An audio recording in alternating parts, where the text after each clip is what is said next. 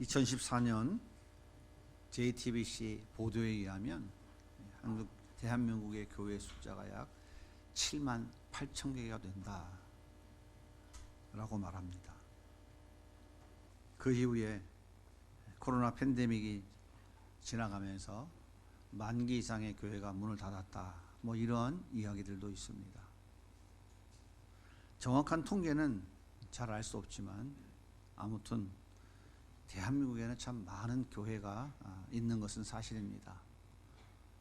대한민국에 치킨집이 25,000개가 있다고 합니다. 교회가 약 한 3배 정도 많은 것이죠. 그런데 이 많은 교회에는 반드시 있어야 될 사람이 있어요. 없으면 안 됩니다. 그 사람이 곧 목사입니다. 단 한 개의 교회도 목사가 없는 교회는 없어요. 적게는 1명 또는 2명, 많게는 수십 명에서 100명 이상의 목사가 있는 교회들이 한국에도 많이 있습니다.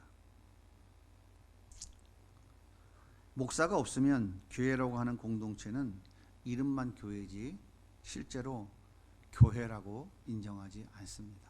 그래서 교회에 반드시 목사가 있어야 돼요. 그러면 반드시 교회에 있어야 될 목사의 역할은 도대체 뭘까요?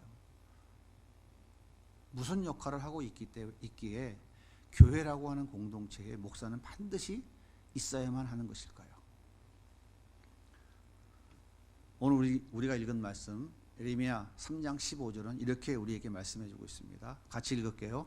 내가 또 내 마음에 합한 목자들을 너희에게 주리니 그들이 지식과 명철로 너희를 양육하리라. 에베소 4장 11절과 12절은 이렇게 가르쳐 주고 있습니다. 시작. 그가 어떤 사람은 사도로 선지자로 복음 전하는 자로 목사와 교사로 삼으셨으니 이는 성도를 온전하게 하여 봉사의 일을 하게 하며 그리스도의 몸을 세우려 하십니다. 하나님의 말씀을 전하여 그 교회를 양육해 나가는 역할을 담당하는 사람이 바로 목사입니다. 우리 교단인 예장합동교단 교단헌법 제4장에 보면 목사에 대해서 이렇게 정의하고 있어요.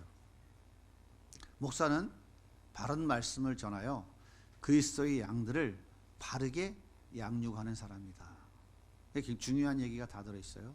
목사는 바른 말씀을 전하여 성경의 진리들만 전하여서 자기의 양이 아닌 누구의 양?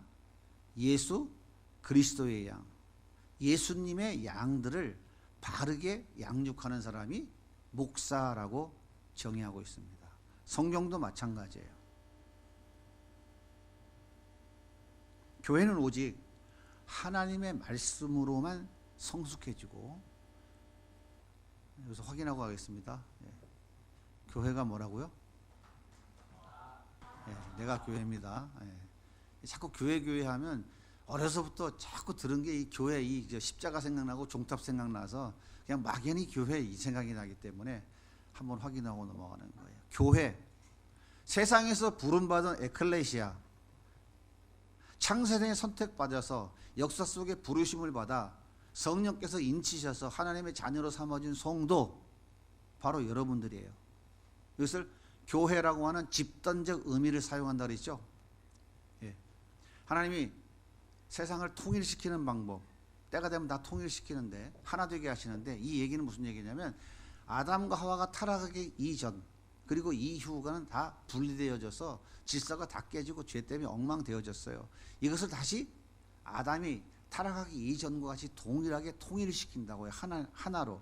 다시 말하면 절대 주권자인 하나님의 통치와 다스림 안에 피조세계의 인간과 모든 피조물들이 다 굴복할 수밖에 없다. 그 다스림 안에 복종할 수밖에 없도록 만드신다. 이것을 통일되게 하신다. 또는 하나 되게 하신다는 의미예요. 그런 방법이 두 가지가 있죠. 피조세계는 하나님 앞에 무릎 꿇는 거예요. 예수님이 공중에 재림하실 때 백보자 심판대 앞에 앉으셨을 때 이 세상의 모든 피조물들은 예수 믿지 않는 존재까지 전부 다 해서 예수 믿지 않는 인간까지 하나님의 무조건 굴복하도록 만드시는 방법이에요. 그래서 그 통치와 다스림에 들어오도록 만들어요. 그런데 하나님의 선택한 하나님의 자녀들, 하나님의 백성들은 그런 방법이 아니라 그리스도의 몸에 붙여버리셨다고. 그리스도의 몸에 붙이셨다고. 오늘 말씀이 에베소 4장에 있죠. 그리스도의 몸을 세우려 함이라. 목사를 세우신 이유는 뭐냐면 그리스도의 몸에 붙어 있는 성도들, 교회들, 신실한 자들인 바로 여러분들을 세우는 거예요. 어디에 붙어 있는 몸이라고요? 예수에 붙어 있는 몸이라고요. 성도는 어디에 붙어 있다고요? 예수와 한 몸 되어 있는 게 성도고 교회라고요. 예수는 목사의 몸에 붙어 있는 목사의 소유물이 아니라고요. 교회는 예수 그리스도의 몸이에요. 예수 그리스도의 지체라고요. 그러므로 예수 그리스도의 몸에 붙어 있는 이 지체들, 이들은 오직 하나님의 말씀으로만 성숙이 일어나요. 오직 하나님의 말씀으로만 예수 그리스도를 닮아가는 형상이 되어질 수 있어요. 오직 하나님의 말씀으로만 믿음의 사람으로 성장해 갈 수 있어요. 이거 하라고 세우는 것이 바로 목사예요. 목사의 존재 이유는 이거 한 가지밖에 없습니다. 단 오직 뭐라고요? 하나님의 말씀으로만. 여러분들이 오늘 말씀을 잘 듣고 이해하시면 목사를 바라보는 시각이 달라져야 돼요. 성경에서 하시는 말, 성경의 진리를 여러분에게 지금 선포하기 때문에 이 성경의 진리를 똑바로 이해하고 성경 말씀을 다 읽고 암송하고 이해하면서 목사가 교회에서 왜 무엇을 위하여 존재하는 사람인가? 나는 목사를 어떤 시각으로 바라보고 있는가? 내가 원하는 목사는 어떤 목사인가? 여러분의 그 기준을 정확하게 잘 정립해야 된다 그 말이에요. 사단은 에덴 동산에 처음 시작된 교회 안에서 하나님의 말씀을 무력화시켜 버렸어요. 그래서 아담과 하와를 무너뜨려 버렸습니다. 21세기를 살아가는 오늘도 동일해요. 사단은 여전히 오늘 이 시대를 살아가는 교회들을 무력화시키기 위해서 하나님의 말씀을 무력화시키는 거예요. 버리도록 만드는 거예요. 어떤 방법으로 그렇게 할까요? 신비한 체험을 통해서. 여러분 정신 똑바로 차리셔야 돼요. 성경은 마지막 때가 되면 거짓 선지자가 많이 나올 것이니까 너희는 영 분별을 잘해야 한다. 그렇게 경고하고 있어요. 마태복음 24장 5절에 예수님께서 이렇게 말씀하세요. 같이 읽겠습니다. 너희가 사람의 미혹을 받지 않도록 주의하라. 많은 사람이 내 이름으로 와서 이르되 나는 그리스도라 하여 많은 사람을 미혹하리라. 마태복음 24장 11절입니다. 시작. 거짓 선지자가 많이 일어나 많은 사람을 미혹하겠으며 불법의 성함으로 많은 사람의 사랑이 식어지리라. 그러나 끝까지 견디는 자는 구원을 얻으리라. 요한일서 4장 1절은 이렇게 우리에게 말씀합니다. 시작. 사랑하는 자들아 영들을 다 믿지 말고 오직 영들이 하나님께 속하였나 분별하라. 많은 거짓 선지자가 세상에 나왔습니다. 많은 거짓 선지자가 세상에 나와 있어요. 초대교회에는 또 이미 거짓 선지자가 많이 있었어요. 그 이후에도 많이 있었고 오늘 우리가 살아가는 이 시대에도 말할 것도 없이 많고 너무나 많아요. 거짓 선지자들이. 그러면 이 거짓 선지자들이 하나님의 이름으로 무슨 이야기를 전할까요? 이게 중요하잖아요. 하나님의 이름으로 강단에 서서 하나님의 말씀을 전한다고요. 그런데 이 거짓 선지자들이 하는 말이 특징이 있어요. 예레미야 23장 16절과 17절을 같이 읽겠습니다. 시작. 만군의 여호와께서 이와 같이 말씀하시되 너희에게 예언하는 선지자의 말을 듣지 말라. 그들은 너희에게 헛된 것을 가르치나니 그들이 말한 묵시는 자기 마음으로 말미암은 것이요 여호와의 입에서 나온 것이 아니니라. 항상 그들이 나를 멸시하는 자에게 이르기를 너희가 평안하리라 여호와의 말씀이니라 하며 또 자기 마음이 완악한 대로 행하는 모든 사람에게 이기를 재앙이 너희에게 임하지 아니하리라 하였느니라.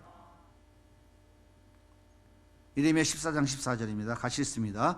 여호와께서 내게 이르시되 선지자들이 내 이름으로 거짓 예언을 하도다. 나는 그들을 보내지 아니하였고 그들에게 명령하거나 이르지 아니하였거늘 그들이 거짓 계시와 점술과 헛된 것과 자기 마음의 것으로 너희에게 예언하는도다. 바울과 아세라에게 빠져가지고 하나님을 버리고 온갖 타락과 우상을 섬기는 그들에게 하나님께서 선지자를 보내서 너희들 이제 멸망할 거야. 너희들 다 죽었어. 너희들 나라가 망하고 바벨론으로 포로로 잡혀갈 거야. 이렇게 외쳤단 말이에요. 그러면 백성들이 어떻게 해야 돼요? 회개해야 되잖아요. 근데 거짓 선지자들이 뭐라고 얘기하냐면 아니야, 걱정하지 마. 평안하다, 평안하다. 아무 걱정 없어. 아무 일 없을 거야. 아마 계속해서 너희들은 부자 될 거야. 계속해서 너희들은 병 고침 받을 거야. 계속해서 너희들은 부귀영화를 누리며 살 거야. 네 자식들은 다 원하는 대학 들어갈 거야. 그렇게 말하고 있다는 거예요. 하나님의 진노가 지금 눈앞에 와 있는데 그렇게 진리를 이야기하는 선지자들은 다 때려 죽여버리고 예레미야 같이 감옥에 갇혀버리고 가다버리고, 그리고 거짓 선지자들이 절대 그럴 일이 없어. 우리가 아브라함의 후손이야. 우리 조상이 아브라함이야. 절대로 성전은 무너지잖아. 누가 우리를 바벨론 포로로 끌고 가. 말도 안 되는 소리 하지 마. 거짓 선지자들이 다 이렇게 평안하다 평안하다 외쳤다는 거예요. 그런데 하나님께서 뭐라고 그래요? 나는 그들을 보낸 적이 없다고 말하잖아요. 예레미야 14장 14절 다시 읽을게요.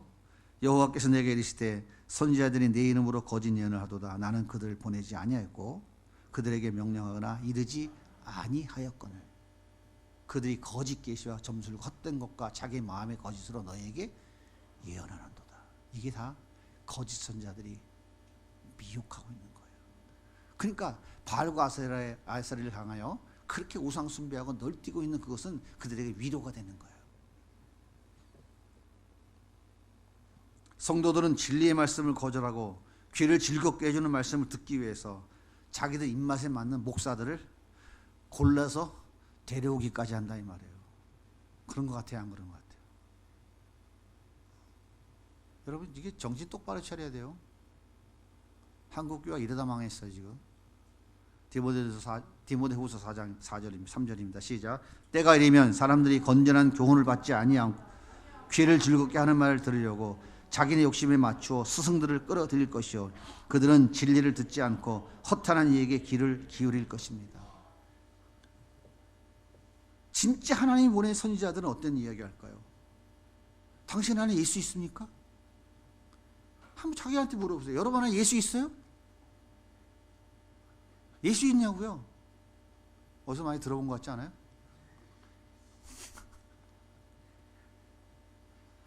예수가 있는 사람은 인생의 목표가, 인생의 목적가 돈이 아닙니다. 오직 예수예요, 예수. 어떻게 하면 나를 통하여 예수 그리스도의 존귀와 영광이 드러날 수 있을까? 그걸 위해 사랑하는 거예요. 예수가 있는 사람은.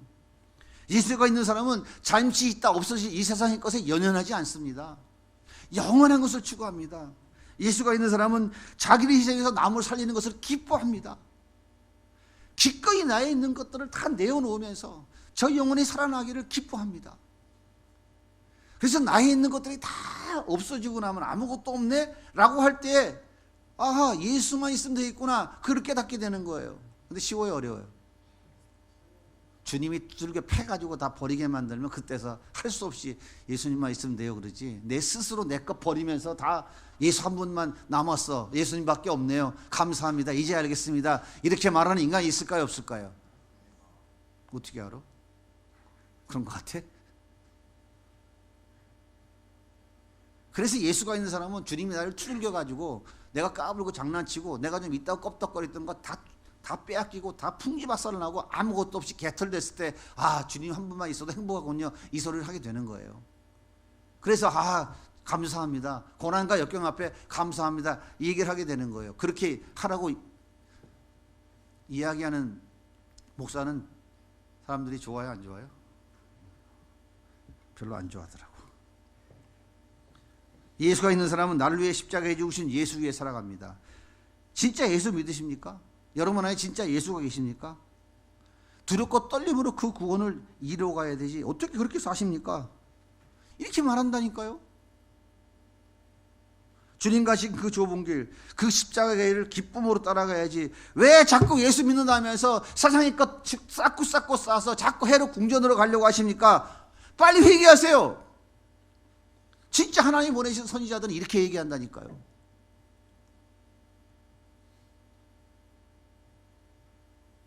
듣기 좋은 말 거의 없습니다. 돈 벌어 부자 되라는 말 거의 없어요. 성경이 말하는 진리만 고집합니다. 다른 복음 전하지 않으려고 목숨도 내놓는다니까요. 열왕기상 22장에 보면 북이스라엘의 그 악한 하나님이 가장 미워했던 아합 왕이 남유다의 여호사밧 왕과 연합해서 아람을 쳐버리자고 그렇게 제안을 합니다. 그러자 여호사밧이 하나님의 뜻을 좀 알아봤으면 좋겠어. 야 아합, 너 니네 북이스라엘에 활동하는 선지자들 좀 모아가지고 하나님 뜻이 뭔가 좀 물어보면 좋겠어. 그랬더니 아합이 시드기야를 비롯해서 북이스라엘에서 활동하는 선지자들, 그래도 내노라 하는 선지자 400명을 불러 모았어요. 그들에게 물어봤어요. 야 우리가 여호사 남유다와 연합해서 저 아람을 치고 싶은데 하나님 뜻이 뭔가 좀 물어봐라 했더니 400명 선지자 중에 단 1명도 죄 없이 모두 다 100% 당장 올라가십시오. 하나님께서 아람을 왕에게 붙이셨나이다. 이렇게 대답했어요. 그런데 여호사밧이 혹시 다른 선지자는 없습니까? 약간 좀 이상한 생각이 들었나 봐요. 400명 중에 어떻게 400명 다가 찬성을 하겠습니까? 그래서 다른 선지자는 없냐고 물으니까 아합 왕이 미가야라고 하는 선지자가 있긴 한데 그 친구 말이야 지금까지 나한테 좋은 이야기를 단 한 번도 해주지 않았단 말이야. 그래서 내가 싫어하는데 있긴 하나 있어요. 그랬더니 여호사밧이 그럼 그 사람 좀 불러와 보셔 그런 거예요. 아합 왕의 신하가 미가에게 찾아갔어요. 지금 400명의 선지자가 모여서 다 찬성했어. 여차여차해서 이래야 된 거야. 당신도 아합 왕 앞에 가면 당신도 찬성표에 손을 좀 올려줘. 이렇게 잘 설득을 해서 교육을 잘 시켜서 아합 왕 앞에 데리고 갔어요. 아합 왕이 물었어요. 넌 어떠냐 그랬더니 미가야가 뭐라고 대답했냐면 예, 왕이 이길 것입니다. 하나님께서 아람을 왕의 손에 붙이셨습니다. 이렇게 대답한 거예요. 그때 아합 왕이 뭐라고 얘기하냐면 야, 너 왜 이렇게 빈정거리냐? 너 나한테 지금 빈정거려? 그러지 말고 솔직히 얘기해봐 라고 심하게 다그쳤어요. 그랬더니 미가야 선지자가 당신은 올라가면 망할 것입니다. 올라가지 마세요. 이것이 하나님의 뜻입니다. 이렇게 얘기한 거예요. 여러분 그 상황에서 얘기 나오겠어요? 그 상황에서 얘기 나오겠냐고요?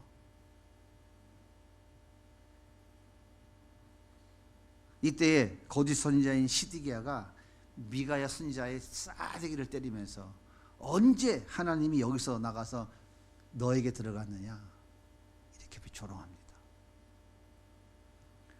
두려워진 아합 왕은 평민 복장으로 전쟁터에 나갔고 여호사밧은 평사와 같이 왕복을 입고 전쟁터에 나갔어요. 그런데 변장한 아합 왕은 저기 쏜 화살에 맞아서 죽고 말았어요. 하나님 말씀대로 이루어졌습니다. 이렇게 진짜 선지자는 자기가 고난 당할 것을 알면서도 하나님의 말씀을 가감없이 전하는 거예요. 이게 진짜 선지자예요. 그런데 가짜들은 듣기 좋은 말만 합니다. 누가복음 6장 26절입니다. 같이 읽을게요. 모든 사람이 너희를 좋게 말할 때 너희는 화가 있다. 그들의 조상들이 거짓 예언자들에게 이와 같이 행하였다. 무슨 말씀인지 이해되시죠? 모든 사람들이 너에게 좋게 말했대요. 그런데 조상들이 거짓 예언자들에게 이해와 같이 행했대요. 그렇게 해주기를 원했다는 거죠. 거짓 선지자들의 또 한 가지 공통점이 있어요. 데살로니가 후서 2장 9절입니다. 같이 읽을게요. 그 불법자들의 나타남은 사탄의 작용에 따른 것인데 그는 온갖 능력과 표징과 거짓 이정을 해가고 온갖 불의한 속임수로 멸망을 받을 자들을 속일 것입니다. 마태복음 24장 24절입니다. 거짓 선지자들이 일어나 큰 표적과 기사를 보여 할 수만 있으면 택하신 자들도 미혹하리라. 하나님의 택함 받지 못한 자들은 이런 기적을 쫓아다니면서 광분합니다. 막 할렐루야 할렐루야 난리칩니다. 그런데 믿는 자들도, 예수 믿는다고 하는 자들도, 교회라고 하는 자들도 하나님이 아니면 어떻게 저런 일이 일어날 수가 있어? 이거 성령의 능력이 아니고 어떻게 저런 일이 일어날 수 있어? 그러면서 그 영향을 받게 된다 이 말이에요.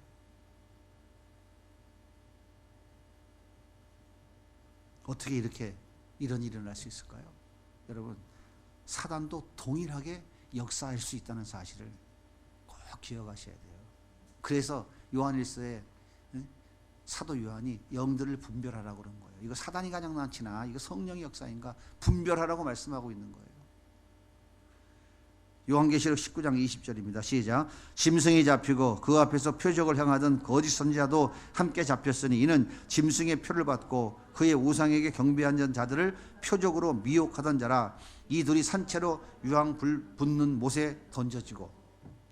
마태복음 7장은 이렇게 말씀합니다. 시작. 그날에 많은 사람들이 나더러 주여 주여 우리가 주의 이름으로 선지자 노릇하며 주의 이름으로 귀신을 쫓아내며 주의 이름으로 많은 권능을 행하지 아니했나이까 하리니 그때 내가 그들에게 밝히 말하되 내가 너희를 도무지 알지 못하니 불법을 행하는 자들아 내게서 떠나가라 하리라. 물론 기적이 전부 가짜는 아니에요. 성령께서 필요에 따라 역사하기도 하십니다. 그런데 중요한 게 뭐냐면 그러한 기적을 행한다는 것이 진짜 목사라는 근거가 돼서는 안 된다 이 말이에요. 여기에 현혹되지 말라 이 말이에요. 아시겠어요? 오늘도 성령께서 역사하시면 이곳에서 병자가 치료되어지고 이곳에서 놀라운 역사를 일으킬 수 있어요. 그것은 성령의 주권적 사역이지 목사에 의하여 그것이 이루어지기도 하고 이루어지지 않기도 하고 그런 게 아닌 거예요. 애굽의 수사들도 지팡이를 뱀으로 만들었잖아요. 물로 피로 만드는 기적을 보였잖아요. 사도행전에 보십시오. 귀신 들린 여자가 얼마나 귀신같이 그 사람의 이야기를 다 알아맞춥니까? 사람도 그런 능력을, 사단도 그런 능력을 줄 수 있어요. 하나님의 말씀을 깊이 깨닫고 천국의 소망을 확인하고 예수 그리스도의 은혜에 전적으로 의지하게 된 사람은 그런 이적이 필요 없다는 것을 알게 됩니다. 다시 말하면 하나님의 말씀이 얼마나 능력이 있고 하나님의 말씀만이 내 영혼을 변화시키고 하나님의 말씀이 내 삶을 변화시키고 하나님의 말씀이 나의 유일한 소망이라는 것을 확실하게 알면 알수록 그런 이적들은 나의 감각을 자극하는 그런 이적들은 별로 중요하지 않다, 필요 없다라고 하는 것을 알게 된다 이 말이에요. 살아있는 하나님의 말씀이 우리를 변화시킵니다. 그 하나님의 말씀이 하늘의 비밀을 우리에게 깨닫게 해주는 거예요. 그래서 디모데후서 3장 16절에 이렇게 말씀하십니다.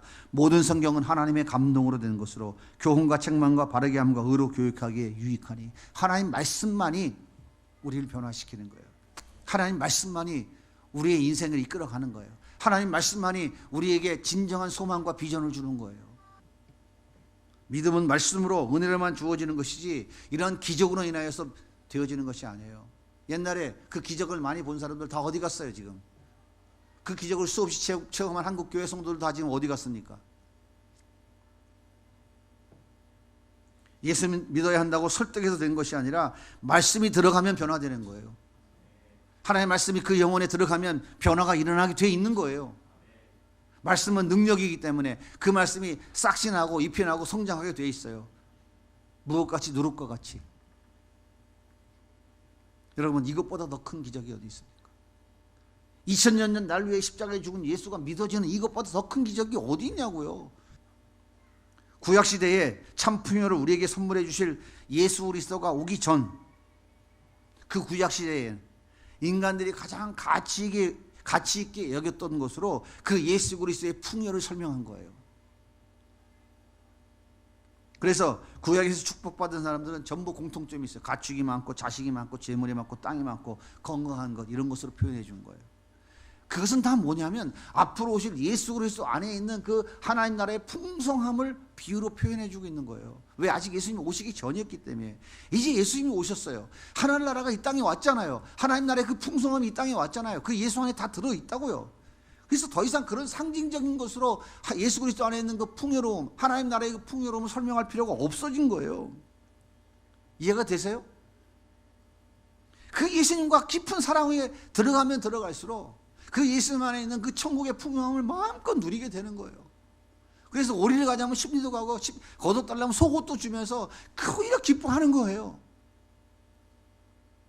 그래서 예수님께서 주라 후히되어 넘치도록 채워주겠다. 너 있는 거 주면 통장에 잔고 늘려주겠다는 얘기 아니에요. 그 예수가 너 안에 더 깊이 들어가고 네가 예수 안에 더 깊이 들어가서 예수 안에 그 풍요로움을 네가 누리며 살아갈 수 있게 해주겠다는 얘기예요. 구약의 전도서에 보면 솔로몬이 뭐라고 그래요? 쌓고 얼마나 많이 쌓았어요. 근데 그게 자기에게 진정한 풍요로움을 주지 않는다는 걸 느꼈잖아요. 그게 뭐라고 그래요? 내 떡을 물에 던지라고 했잖아요. 나눠주라고, 쌓아놓지 말라고. 뭘 예표하는 거예요? 앞으로 오실 예수 그리스도가 바로 그렇게 하실 것을 이야기하고 있는 거예요. 여러분 안에 예수 있잖아요. 제가 물어보잖아요. 여러분 안에 예수 있습니까? 예수가 있으면 우리의 삶은 그 예수의 풍요로움을 누리면서 나누면서 살 수밖에 없어요. 왜? 예수의 풍요로움은, 천국의 풍요로움은 아무리 퍼내도 마르지가 않거든요. 너무너무 풍성하기 때문에, 인간의 이성으로 다 헤아릴 수 없기 때문에 나누고 퍼내도 계속 생명수가 물이 지하에서 올라오듯이 올라오게 되는 거예요. 그래서 예수 믿으면 이 땅의 것으로 축복받는다고 가르치는 것 바른 가르침이 아니에요, 여러분. 마태복음 7장 13절입니다. 같이 읽을게요. 좁은 문으로 들어가라. 멸망으로 인도하는 문은 크고 그 길이 넓어 그리로 들어가는 자가 많고 생명으로 인도하는 문은 좁고 길이 협착하여 찾는 자가 적음이라. 거짓 선지자들을 삼가라. 양의 옷을 입고 너에게 나오나 속에는 노략질하는 일이라. 거짓 선지자들은 어디로 가라 그래요? 크고 넓은 문으로 가라고 지시해줘. 큰 꿈을 꾸세요. 요셉 같은 큰 꿈을 꾸십시오. 이게 기복주의의 전형이에요. 요셉의 꿈은 요셉이 꾼 거예요? 하나님이 꾸게 하신 거예요? 최소한 성경을 조금만 알아도 그 꿈은 요셉이 가진 꿈이 아니었어요. 요셉은 교도소 형무소에서 그 꿈 가지고 자기는 이렇게 될 사람이라고 생각하며 살지 않았어요.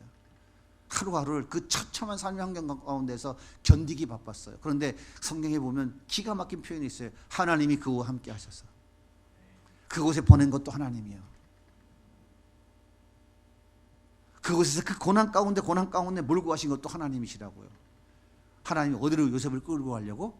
애굽의 총리를 끌고 가려고. 애굽의 총리에 앉혀서 뭐 시키려고? 요셉 잘 먹고 잘 살라고? 아니요. 하나님 나라 백성 만들려고. 하나님이 인류 구원의 계획을 이루기 위해서 그 계획을 이끌어 가신 거예요. 하나님이 여러분에게도 그런 계획과 꿈을 다 갖고 계시다고요. 근데 하나님의 꿈이 뭔지, 하나님의 계획이 뭔지는 발견할 생각을 안 하고 맨날 나 이거 되고 싶어요. 야, 그러려면 교회 가면 된다. 학원에 가서 주일날도 가서 공부 열심히 해야 되지. 아직도 정신 차리려면 멀었어요. 참 답답해요. 거짓 선지자들은 맡겨진 양을 양육하는 목적이 있는 것이 아니라 그 양들이 공급해 주는 고기와 털이 필요한 자예요. 이게 거짓 선지자들이에요. 성도들은 너무너무 힘들고 어려워서 빚에 빚을 지면서 성전 건축했는데 이자가 올라가고 헌금이 안 늘어나니까 계속 뭐예요? 계속 장로 늘리면 돼요. 장로 권사 늘리고. 제가 너무 신랄하게 얘기하나요? 이거 삭제하지 말고 영상에 다 올려도 돼요. 볼 사람도 없으니까. 그러니까 성도 100명밖에 안 되고 200명밖에 안 돼요. 장로가 한 10명씩 있어. 장로 한 명 올리면 얼마씩 받아? 지금도 5천만 원에서 1억씩 받잖아. 2명만 올려도 2억이잖아. 얼마나 좋아. 권사들 한 3천만 원씩 받고 안수집사 한 5천만 원씩 받고. 그래서 세상 사람들이 교회를 자영업자라고 그러는 거예요. 대한민국 자영업자 5위에 뭐가 올라가 있는지 아세요? 교회가 올라와 있어요. 기가 막힌 거예요. 양은 전부 다 그래서 누구의 재산이야? 거짓 선지자들의 재산인 거예요.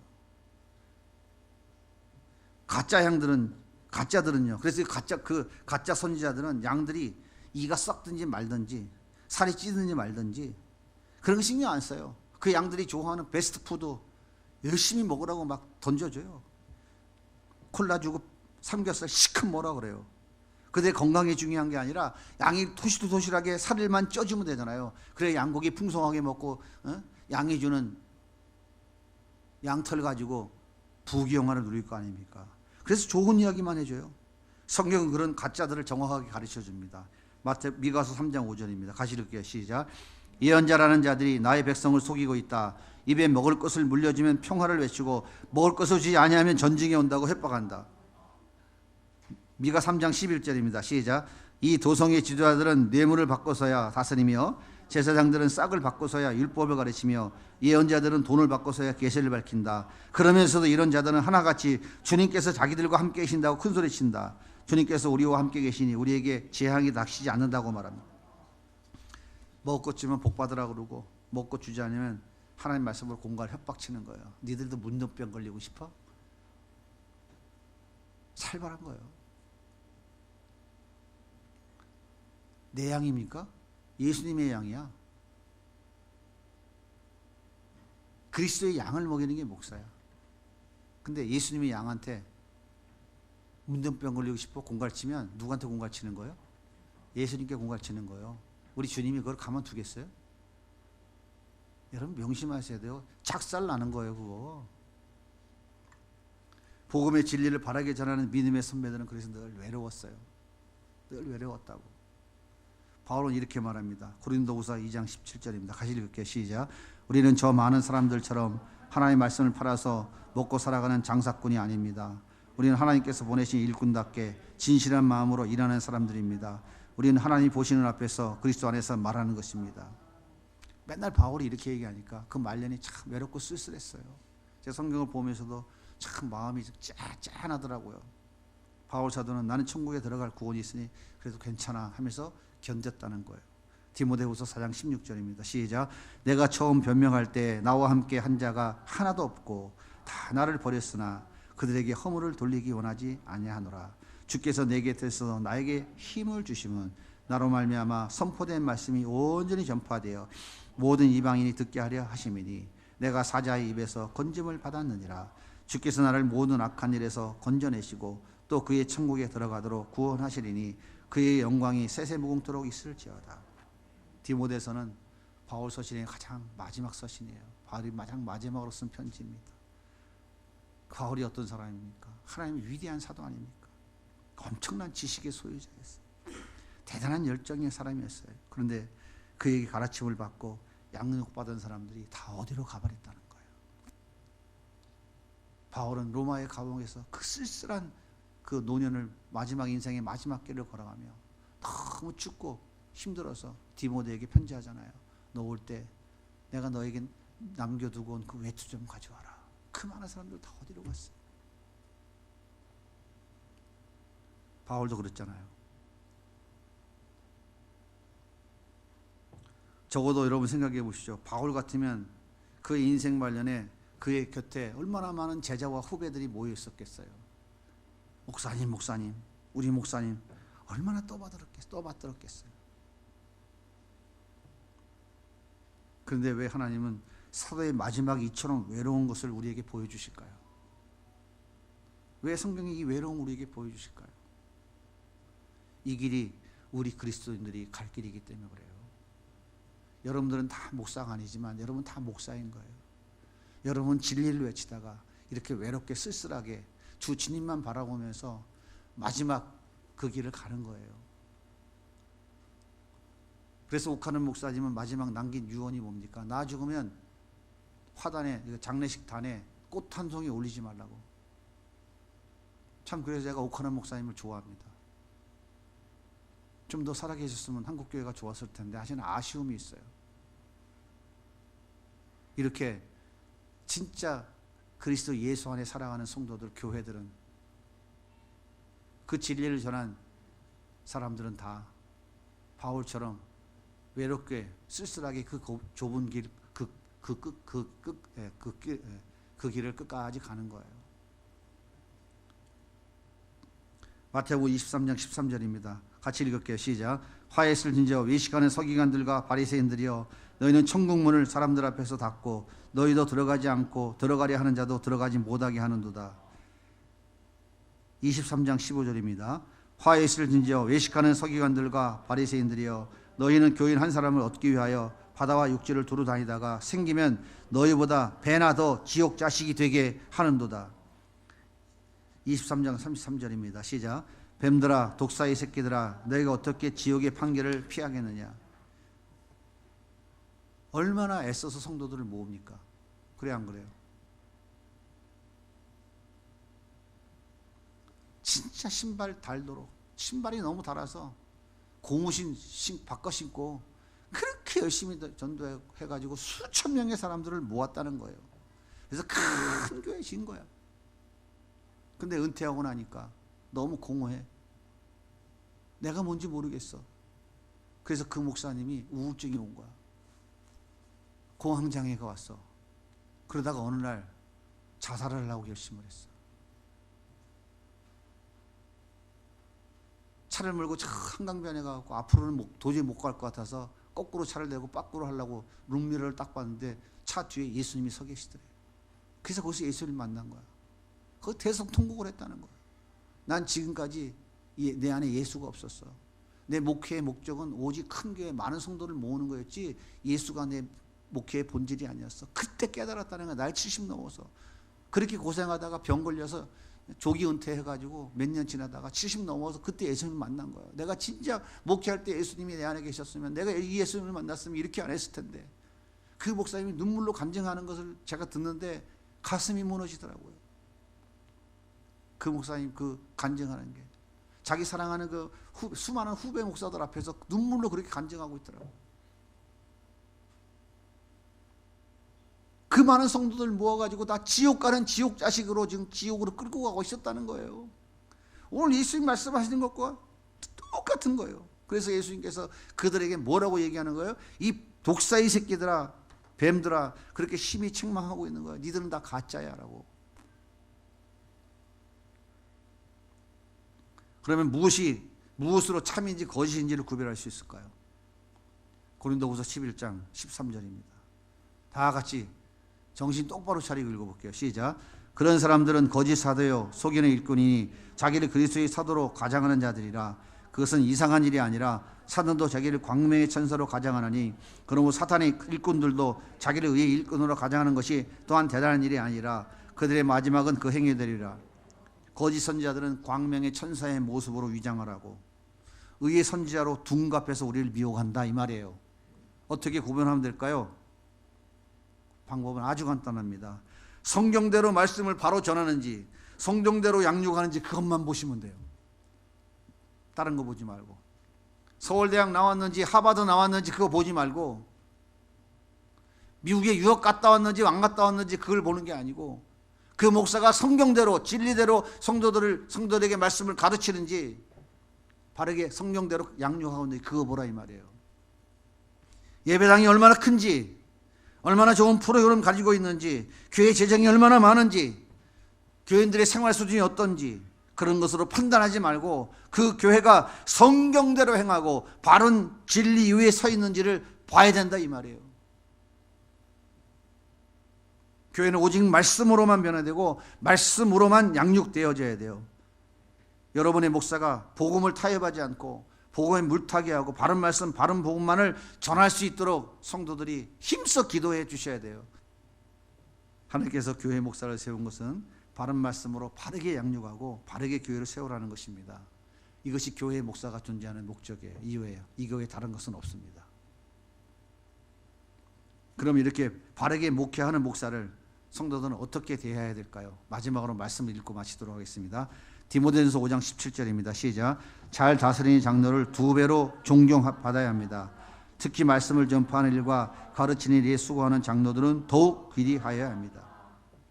여기 말씀을 가르치는 일에 수고하는 장로들을 목사라고 하는 거예요. 장로에는 두 가지가 있어요. 치리만 하는 장로가 있고 치리도 하고 말씀을 가르치기도 하는 장로가 있어요. 그것을 목사라고 하는 거예요. 말씀을 잘 가르치는 장로, 잘 말씀대로 가르치려고 하는 목사들 어떻게 해야 된다고요? 존경하라 이 말이에요. 존경. 무시하지 말고 말씀대로 하고 말씀대로 살고 말씀대로 가르치려고 그러면 거의 다 무시하려고 그래. 밟으려고 그래. 우습게 여겨. 그렇게 하면 안 된다 이 말이에요. 히브리서 13장 7절 시작. 여러분의 지도자들을 같이 읽습니다. 여러분의 지도자들을 기억하십시오. 그들은 여러분에게 하나님의 말씀을 일러주었습니다. 그들이 어떻게 살고 죽었는지를 살펴보고 그 믿음을 본받으십시오. 마지막 한 구절 더 읽고 마치겠습니다. 베드로전서 5장 5절입니다. 시작. 젊은 자들아 이와 같이 장로들에게 순종하고 다 서로 겸손으로 허리를 동이라. 하나님은 교만한 자를 제대하시되 겸손한 자들에게 은혜를 주시느니라. 목사가 좀 인간이니까 좀 부족할 수 있어요. 때때로 실수할 수 있어요. 목사가 그따구밖에 하고 콧구녕 찌르려고 삿대질 하지 말고, 그렇게 삿대질하는 손가락 하나님 가만 안 두셔요. 그렇게 하면 안 되고, 조금 부족해도 이 목사가 바른 진리를 가르치려고 애쓰는구나, 삶으로 복음으로 살아내려고 애쓰구나 라고 생각되어진다면 그렇게 하지 말고 감사합니다 하고 서로 허리를 숙이는 것, 서로 겸손으로 대하는 게 유익하다. 성경에 보면 좋은 차 사주라, 좋은 집 사주라 그런 말은 없어요. 그렇게 안 하셔도 되는데요. 제 능력이 안 되는 걸 어떻게 합니까? 무시하지 말고 서로 존중하면서 사랑하는 마음으로 섬겨주면서 같이 하나님의 그 길을 함께 걸어가는 것, 그것이 바른 목사를 대하는 성도들의 태도다, 그 얘기입니다. 우리 성도님들은 목사가 바른 진리를 가르치려고 애쓰고 그 진리에 합당한 삶을 살려고 애쓰고 노력하면 기도해 주시고 격려해 주시고 권면하면 예 하고 순종하며 따라가는 것, 이것이 함께 하나님 나라를 달려가는 성도와 목사의 모습일 것입니다. 목사의 교회가 존재하는 역할은 한 가지예요. 하나님의 말씀으로 그리스도의 양을 잘 양육하는 것입니다. 목사가 내가 이러니까 내 권위를 이렇게 세우면 안 돼요. 내가 목사인데 니들이 내 말 안 들어 그러면 안 돼요. 저를 그렇게 하지 않으려고 무지하게 애를 쓰고 있습니다. 성도님들도 함께 우리는 하나님 나라로 한 손에 손을 잡고 걸어가시자고요.